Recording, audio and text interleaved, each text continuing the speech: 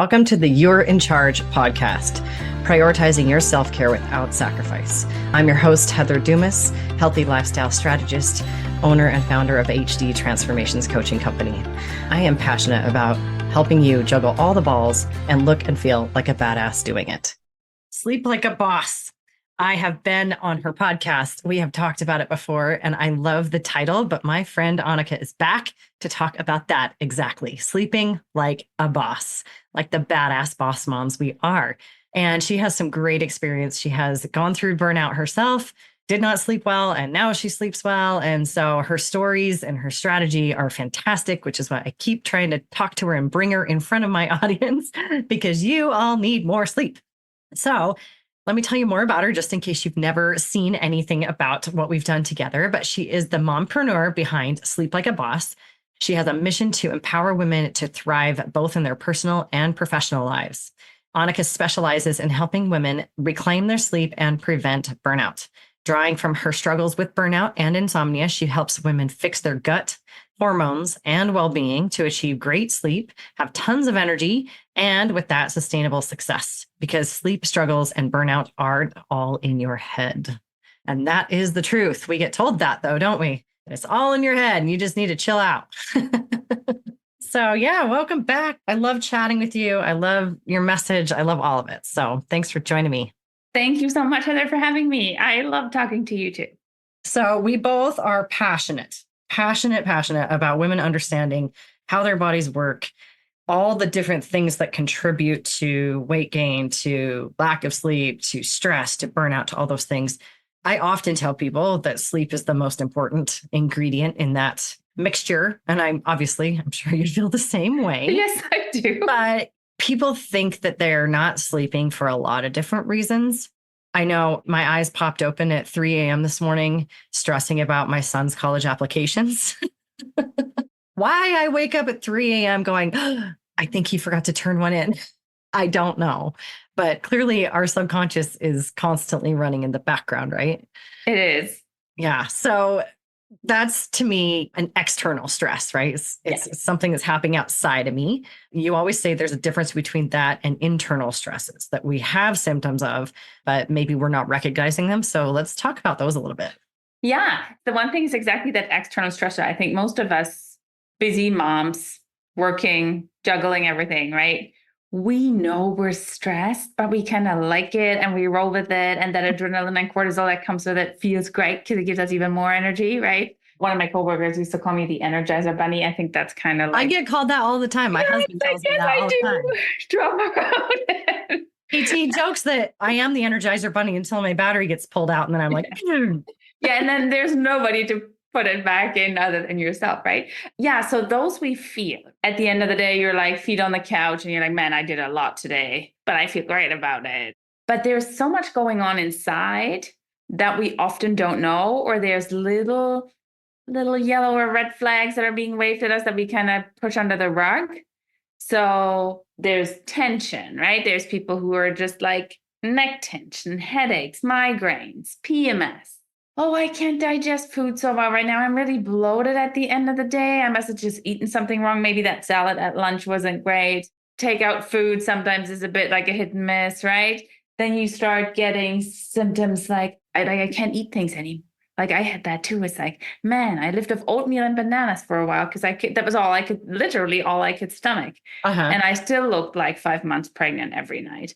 All those things are internal, and some of us don't even have a lot of symptoms, but all this stuff on top of that stress that comes from the outside can really mess with your sleep. Because in the end, yes, if your doctor says, oh, you're just stressed, that's why you're not sleeping, him or her is not wrong. There is stress, and something prevents your body from just, let's feel safe, let's just calm down, let's go to sleep or sleep through, right? And not have that 3 a.m. wake up. But what is it, right? Is it the external stress? And that can be. And once that goes away, so once your son has his applications all sorted and we're good, the body should kind of self-calibrate, and that should go God willing, because this is killing me. Like this, I think I'm more stressed out than he is, but I'm not sure. This whole college application thing, if you're, to the moms out there, if your kids aren't there yet, you need to block off 6 months of your life for this like full-time job that is your child trying to get into college. But anyway, sorry to, it's crazy. It's a big one. So but I'm hoping that by that 6 months, and there's stuff we can do in between for sure. But once that stress goes away, your body normally within a couple of weeks would self-calibrate, right? It comes back into balance and sleep should come back. And sometimes it doesn't. And then it's time to dig deeper. Like, what is going on in your body, right? Is your gut a mess? Are your hormones out of whack? Is there inflammation in your system? Why the heck can't you eat things you could eat 3, 4, 5 months ago? Those are all little flags. Or you could look at it the other way. I had a conversation with a client the other day, very interesting. And they were like, oh, with you, it was like that too. Your sleep was gone. I'm like, yeah. But it was a bit like the canary in the coal mine. If your sleep's all of a sudden, and there's people who don't sleep forever. Like I have those 2 clients, but there's people who it just kind of goes and it's gone. Mm-hmm. Then it's like, it's time to dig. There's something going on. If we know you're not going through a super stressful period of your life right now, maybe you've lost a job, a parent, you're taking care of people who are ill. I don't know what's going on, right? Like that would be super stressful. Would I expect your body to not be so happy? Yes. Right. But if that's not the case, then it's really your body was made for sleep. Like I'm just not saying that because I love it so much. It's like we're literally born and that's what we do the first 20 hours after being born. And why? Why do we do that? Because our body we grow, right? Our body's doing things. Yeah. Yeah. And if you look at it as a baby, like literally as a baby that sleeps like 16 to 20 hours a day, we grow and we need to process things. And it's both of that, right? We need that early in the night deep sleep to recover, like physically recover, rebuild cells, muscle tissue, things that we broke down during the day. And we need that dream sleep, that REM sleep later in the night, where we start consolidating memory. And the other thing that I see with women specifically, regulate your emotions. Because that's what happened when we sleep. And pick the toddler again. Because great moms, we know it. If our kids didn't get a great sleep, you know what's going to happen at the grocery store. They're going to throw themselves on the ground in front of the cash register. Yeah, the whole thing. And you're like, oh, if you had just gotten that extra hour or that afternoon nap had gone half an hour longer, we'd be just fine. And we are the same. We just don't throw ourselves on the ground at the grocery store, right? Because we're just a little mature. I'll be honest, there are some days where I just want to. I totally get it. I actually came home one day and I said to my husband, I'm like, I literally want to just like have a tantrum right now. I just want to cry. I just want to like scream and yell and kick and cry and just like, because it just gets to that point sometimes when life builds up like that. And I think that's always going to happen. You're always going to have moments. But what you're talking about is when this is like all the time, whether it's regularly, weekly, daily, hopefully not. But this is like something that's happening all the time versus my situation where I suddenly woke up at 3 a.m. today. I don't wake up at 3 a.m. every day worrying about it. It just happened to be today for some reason. Yes. And you know kind of what's going on right now. So can that be anxiety that does that, right? Like while you're connecting your sleep cycles and you're a little more anxious, is your blood sugar because of that maybe a tiny bit, like your body's just stressed already, right? There's just a lot of cortisol in the system. Blood sugar might be a bit all over because of that. And then you're just like in between 2 sleep cycles, you kind of want to just roll over and tuck yourself back in and fall back asleep. And then ding, then you just briefly have that millisecond that you think about the word college and then you're up in that. Exactly. Yeah. When I listen to podcasts of great people, great coaches, I always think, yep, that's what I need. But sometimes I'm not ready to dive into coaching programs or dive into working with them full time. So I always look for the next best thing. Well, I've got that for you. It's called the Healthy Lifestyle Jumpstart. And it's exactly what, as it sounds, it is going to jumpstart your lifestyle. It's going to help you get moving in the right direction, start making the steps toward it. And if you decide you want to work with me after that, cool. If it gets you where you need to get, even better. Grab it on my website.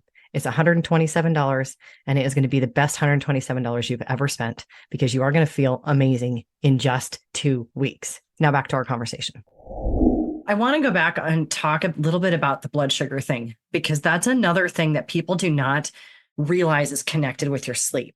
I think it's really easy to understand when you think about cave people days, right? Mm-hmm. So your body is designed to wake you up if you're hungry. because you don't want to die of starvation. So you need to wake up so that you can go and get some food so that you don't die. When our blood sugar drops, we automatically wake up. Exactly. Our body needs energy. And what does it do? It uses cortisol, breaks down muscle tissue to give you energy. But at the same moment, that's a stress hormone. So it gets you this, here I am. And you might sometimes notice it. Like if you wake up at 2, 3, 4 a.m. and you're actually hungry, that's the biggest cue that we know now. Right. Either dinner wasn't big enough or you didn't eat enough all day, right? Like sometimes we notice it, sometimes we don't. But the hunger cue at 3 a.m, and then please get up and eat something. You're not going to fall asleep hungry. It's not going to happen. It's not going to happen. The other thing is you have to be aware of what spikes your blood sugar, which then causes that fall. So if you're eating something before bed that is a lot of carbohydrates, a lot of sugar, a lot of starch, even if it's not right before bed, even if it's at dinner time, you're having a massive carb intake, you're going to get a spike and then you're going to get a crash. That crash, if it's poorly timed, especially, can really disrupt your sleep, right? Because the first little while is the most important. Yes. And it's really this, you were just describing it, right? What goes up must come down. And unfortunately, once that spikes, like every time we eat something, our blood sugar goes up, right? And sometimes it might spike a bit too high, but then often it's because we're not moving, we're laying in bed, we're not even doing anything with that glucose. The body's like, oh, no, way too much sugar here. Let's pump out insulin. And then often what happens is we drop below what we would call the baseline. And that's that threat signal for the body. It's like, oh my God, she's dying. There's not enough sugar. She's dying. Wake her up so that she can go get some food. Wake her up. And you're like, I might not even be hungry in that point. No, and you might not. That might just be your blood sugar having its roller coaster ride, which is something that, yes, ideally we want to avoid. And the older we get, and by older, like I'm turning 44 soon, I'm in that phase already where we're becoming more insulin resistant, meaning our body has a harder time balancing our blood sugar. And if we're somebody who doesn't have a lot of muscle mass because we're not regularly working out, that makes it harder for the body to deal with that sugar. The less we have that, the more these midnight wakings can happen. I believe the last statistic I heard was that 75% of adults are insulin resistant in North America. I wouldn't be surprised. And a lot of people, I think, are unaware of what that looks like or acts like. So if you get hangry, you are insulin resistant. If you find yourself having massive carb cravings, you're probably insulin resistant, or sugar cravings, because for those who don't know, that in the nutshell, insulin grabs onto carbohydrate, moves it through the cell, and takes it to do its job. So when you eat, body says, here's some insulin so we can process the food. But because of let's call it the American lifestyle, because we're the ones that are perpetuating it. I didn't mention, but Annika's in Canada. We've infected the entire continent now with our super healthy lifestyle. But it's a constant barrage of sugar and fat and salt and processed manufactured food. And all of that gets our insulin on repeat. And it's like this nonstop faucet. Like our body cannot turn that faucet off. And so instead of turning the faucet off, it just ignores it.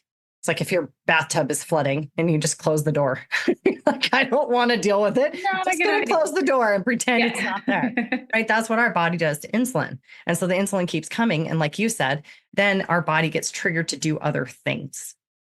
When we're in that perpetual state of eating and then letting it digest, and then we're suddenly hungry again and eating the 5 meals a day, the fourth meal that Taco Bell talks about, the 2 snacks in the middle of the day that's supposedly mandatory that are not.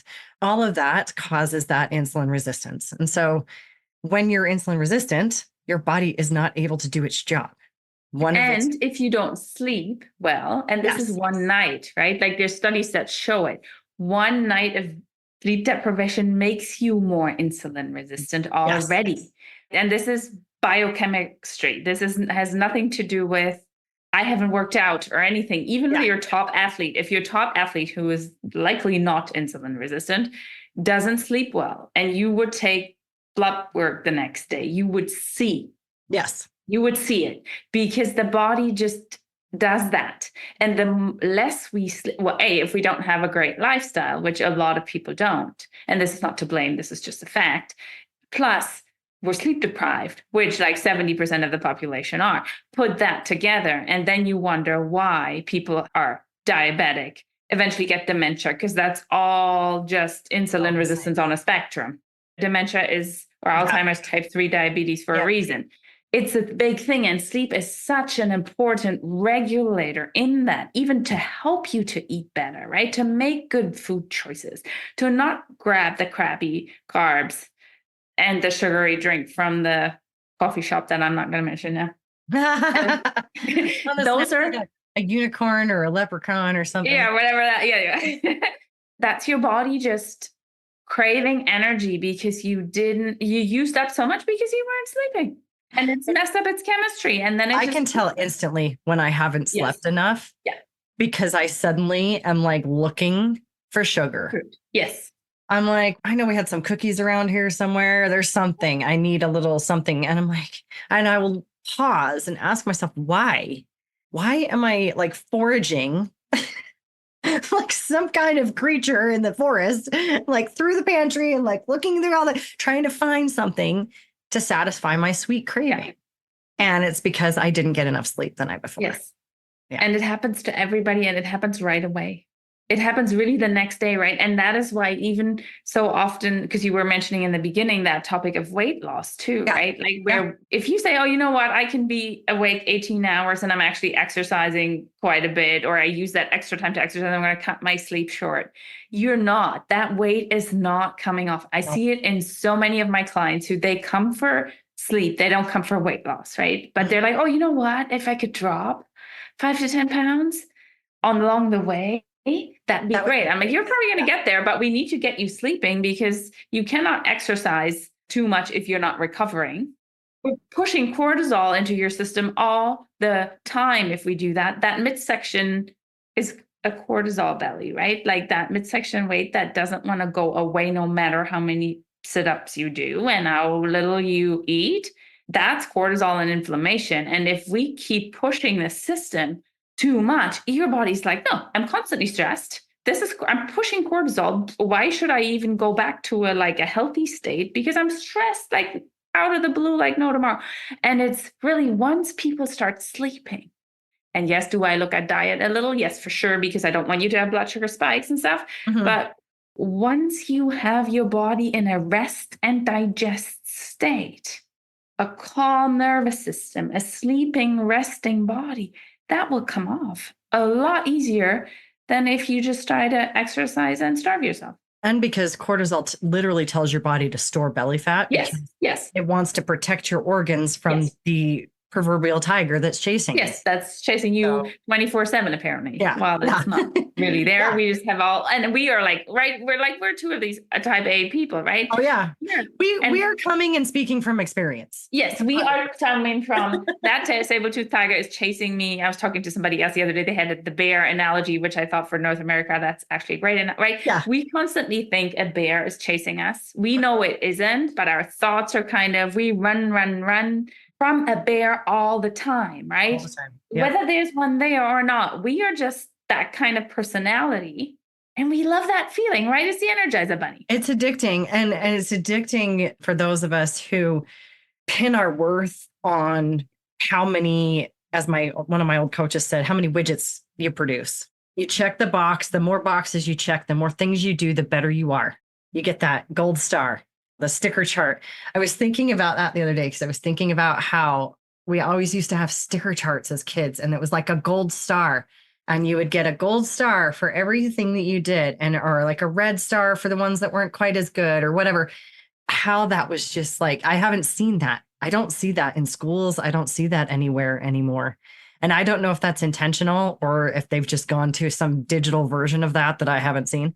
But it's fascinating the way, at least I was very programmed into getting those gold stars. And the more gold stars I had by the name, the better I was, the happier I was, the more worthy I was. And so if we need to sacrifice sleep in order to get those gold stars, then by damn, well, I'm going to do it. Yeah, but it's really this, even though sleep, I kind of never sacrifice because I'm just miserable without it. Yeah. like my entire life. But this go, go, go, right? It's just, and if we then don't sleep, we can't do this for life. We might be able to do that in our 20s, but pretty much after that, and if then in your 30s, there's a pregnancy in there and you keep doing that, because likely you're not sleeping after that either for a while. Right. Unless you're one of the very few lucky ones whose baby sleeps through the night. This is going to backfire. I see so many, and I was there too, but I see so many women where it's like that rug gets pulled from underneath you faster than you can react. And you're like, there I am on my back, like a little bug. And I can't do anything anymore. Let's pause for a conversation about collagen. Now, I'm sure you've seen it. All the celebrities are on it. Everybody's talking about it. But here's what they're not telling you. The stuff that you buy at Costco, it is full of heavy metals. There is a lot of crap out there. There are a lot of supplements that are not tested. They are not backed by any kind of science. You don't want that in your body. You do want collagen. It is the most abundant protein in your body. It, as you probably know, makes your hair and nails luxurious. But what you don't know is it helps with joint health. It helps with skin's elasticity. It helps with everything. It's kind of the lubricant that makes all your cells work. So you need to grab some. And the best part is it's flavorless. So you can mix it in your coffee, in your shakes, in your whatever you want, and make sure that you are giving your body what it needs every single day. Grab some collagen peptides on my website, and let's get back to the conversation. I think about often the audio summit that we did between the conversation you and I had and a conversation I had with another speaker. And she talks about her nap hour, or her nap time is like her happy hour. And she does it every single day, no matter what. Even though I knew those things, sometimes you have to have it said to you a certain way. And those two conversations now, I spend more 20-minute power naps on that couch right there than you would believe, because I'll be sitting here working and I'm like, oh my gosh, I guess I should go make some coffee because I'm like starting to fall asleep and I need to get all this stuff done. No, I'm not going to do that. I am going to turn off the light and lay there for 20 minutes. And it's amazing. It's like the best quadruple shot of espresso that I ever drank, just to lay down and close my eyes. And my body automatically at the 20-minute mark wakes up. It's really strange. Like I'm always scared. So I set an alarm because I'm like, I don't want to sleep too long, but I just wake up at the 20-minute mark. So I really think we need to say it a lot of times. That I keep thinking normalize, because that's what everyone says now. I'm going to normalize this and normalize that. But I think taking power naps is everything. It's everything. It is amazing if you can do it, right? So now we have the, may I say, privilege that we work. Yes, we do have the privilege. Yes. So we do have that, right? And there are people who can do that, because if you're working at an office or something, or in public services, or they're not at the hospital going to let you pull that. No, if you're a nurse, you can't be like, I'll be right back. If you're a doctor, you'd be like, just hold everybody. The whole world is going to do it together. Maybe that's not, but otherwise you can't, right? But you can take small breaks. You can you don't need to go to 20 minutes, but you can on your break, because you're also going to have a break of some kind probably anyhow, like spend that consciously. And by consciously, I mean that earlier. Leave your phone wherever it is. Bring like a water or a cup of tea or whatever you like. Go outside 5 minutes and just consciously, like, actually smell that coffee, taste that water, look around, what's happening, listen to the birds, watch those kids play, watch those dogs fight, whatever it is, just to be in the moment and have the brain kind of shut down the rest of the chatter. 100%. And the body just come to oh, I am here. I'm good. I'm safe. It's amazing what that will do for you. It's amazing what that will do for you. Yeah. That reminds me of something that I thought of earlier too, when we're talking about if you're not sleeping enough and then you're like, but I'm exercising instead of sleeping. One, that exercise basically doesn't count because your body's too tired, and all it does is add stress and add fat and burn muscle, because that's what cortisol does. The other thing is that if you just, instead of doing that HIIT training or that high intensity workout, if you go for a 10-minute walk outside, you will find yourself burning more fat, increasing your energy and overall happiness exponentially more than you will. Now, I'm not saying don't ever do HIIT training or weight training, because that's super important, but if you're coming from a sleep deprived place, your kid was sick, right? So you're up all night cleaning up puke, changing sheets. You probably should skip your morning workout and just go for a walk. Yeah. You're going to get more out of it. You don't need to do half an hour fast-paced walk either. Like literally what you said, 10 minutes. 10 minutes. Your brain and have your body reset itself. And that's fine. There's nothing to beat yourself up about. That's just life, right? And that's how it is that day. And you're not a high-performing athlete training for the Olympics who needs to be fit on point on July, whatever, when we're in whatever Athens or whatever country the Olympics are. Exactly. Right? That's not required. It's consistency, and it's not beating yourself up, but you need your body still to be able to handle it. And if one of those days just isn't the day, then just do something, but don't do the full thing. The other thing that you'll find too is they help each other out. So if you do exercise, then you will sleep better. And even that 10-minute walk will help you sleep better, especially if you can get it done while the sunlight is up. And like you said, the best thing would really be do it in the morning. Like if you have a partner who can, while the kid was puking all night, right? Right. They can just for 10, 15 minutes take over, and you go and get that rising light in the morning. That actually gives you energy because it tells your body to release more cortisol because it's morning and we want that. And it will set your inner timer. Like people don't know that our body it has inner clocks, but there is nothing to set it other than daylight or darkness. So we need that signal of daylight to tell the body what time it is. So it knows, hormones, digestion, let's go. Yep. And it also at the same time in the morning sets the timer already for at night. Yeah. To release melatonin. And then if you do that, it's even often just a couple of days. It's amazing how quickly it immediately shifts it's called your circadian rhythm, your sleep-wake cycle, back into where it should be. And then you can fall asleep so much better. So much better. And I'll tell you what, that saved me when we went to Europe, because I drink my coffee outside every morning. So I would get up and drink my coffee outside, and I never had jet lag either direction because I so quickly was able to reset my internal clock. And the rest of my family, they couldn't sleep. They're waking up at weird hours. They're tired, full jet lag. And I had none of that. I so agree with you. I went to see my parents in Germany like 2 years ago. And I had like a 3-hour train ride after the plane that arrived at 6 a.m, like disaster, right? And you can't fall asleep on the train because you're going to wreck your sleep at night even more. Yeah. And then it was really nice. And the weather was nice. And what I did for 2 days regularly, maybe once an hour, and not even like set the time, just happened, barefoot in the garden. I walked around in the sun, barefoot on the grass. So like grounding, really connecting. And that sounds a bit spiritual, but it's super chemical, connecting to the ground, exchanging electrons with the earth and having that sunlight. I had no jet lag the entire 2 weeks I was there. Yeah.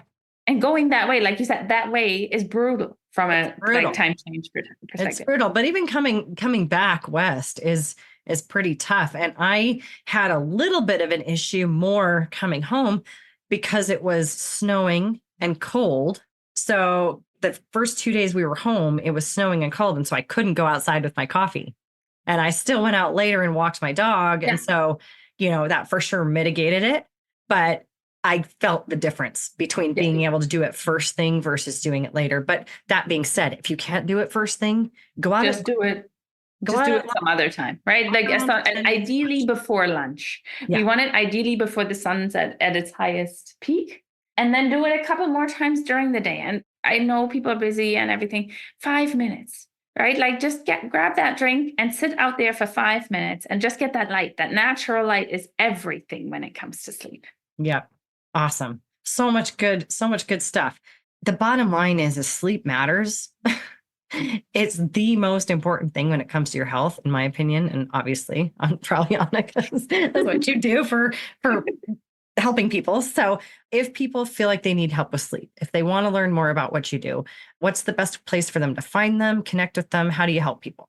The best way to connect is either to go to sleeplikeaboss.com, that's the website, And then you can either like subscribe to the newsletter, book a call, just to find out how I can help, whatever you would like to do. You can find me on YouTube at Sleep Like a Boss, where I post from my podcast, also the videos of yours is on there too, of course. Yeah. Go find the interview that we did with the experts, right? And I'm on Instagram. I'm at _Annika Carroll, and Facebook is Sleep Like a Boss as well. So, and there's the Sleep Like a Boss podcast. So if you're somebody who likes to rather do audio than video, that's also an option. All everywhere. All everywhere. Just reach out. Don't struggle, people. Really, if it's something that you've tried, Google, and you've tried to DIY it and it's not working, it's time for help. It's time for help. And then you can get it done quite quickly, generally. Yeah. And it's just nothing, I think, to struggle with. It's not like life's too short for that. Life is too short to walk around like a zombie. That is the truth. That is the truth. Well, thank you so much. And I hope everyone will reach out. I think you have great, great information all over the place. So thank you. Thank you. Thank you so much for joining me today. Remember, you're in charge. You're the only one who can create the life and the body you desire. You and only you. I'm here to guide you. I'm here to cheer you on and occasionally to give you the kick in the ass you need to make it happen. But at the end of the day, it's up to you. If you found value in today's episode, please hit subscribe. It'll bring all the newest episodes to the top of your list. You won't have to worry about it. One less thing. And I would love for you to share it with your most stressed out, frazzled friend. She needs it even more than you do. If you have a question or a topic that you'd like me to cover, reach out, shoot me a message on any of the socials or directly on my website. I would love to hear your idea, your question, and I'm always looking for new ones. Until next time, keep being the badass you are, and remember, you are in charge.